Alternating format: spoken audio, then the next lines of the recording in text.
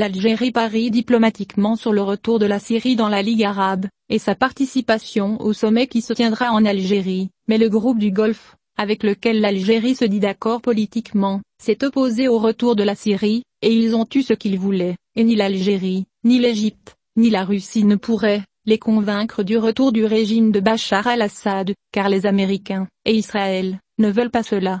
Néanmoins, la diplomatie algérienne se réjouit d'avoir réussi à tenir le sommet. Si c'est un succès diplomatique, alors qu'est-ce qu'un échec? Le drame est que c'est le Qatar qui a contrecarré les efforts algériens et égyptiens pour amener le régime de Bachar. Les gens se demandent, d'où le Qatar a-t-il obtenu ce pouvoir pour contrecarrer ce que réclament de grands pays, comme l'Algérie et l'Égypte? La réponse est claire, la décision n'appartient pas au Qatar, mais à la base américaine Edid, et elle ne peut s'y opposer, ni à la base d'Aran en Arabie Saoudite, ni aux vastes bases d'Émirats et Bahreïn. Tout comme les Pingouins ont expulsé la Syrie de la Ligue arabe il y a des années, sur ordre des Américains, malgré le nez de l'Égypte, de l'Algérie et d'autres pays, aujourd'hui ils refusent son retour.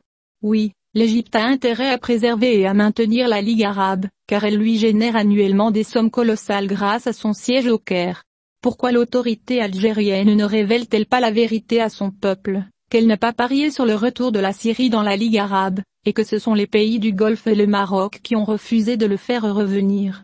Le pouvoir algérien n'a-t-il pas peur que les États du Golfe échouent également dans leurs efforts pour parvenir à ce qu'on a appelé la réunification arabe, en rendant des décisions contre l'Iran, le Yémen, le Sahara occidental et d'autres en faveur d'Israël, car il fait avec la Syrie?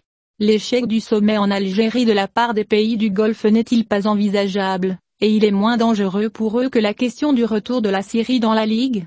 Mais qui peut comprendre ces choses parmi les responsables de la politique étrangère algérienne, quand ils transforment leur défaite en victoire illusoire, avec les misérables médias de ce pays?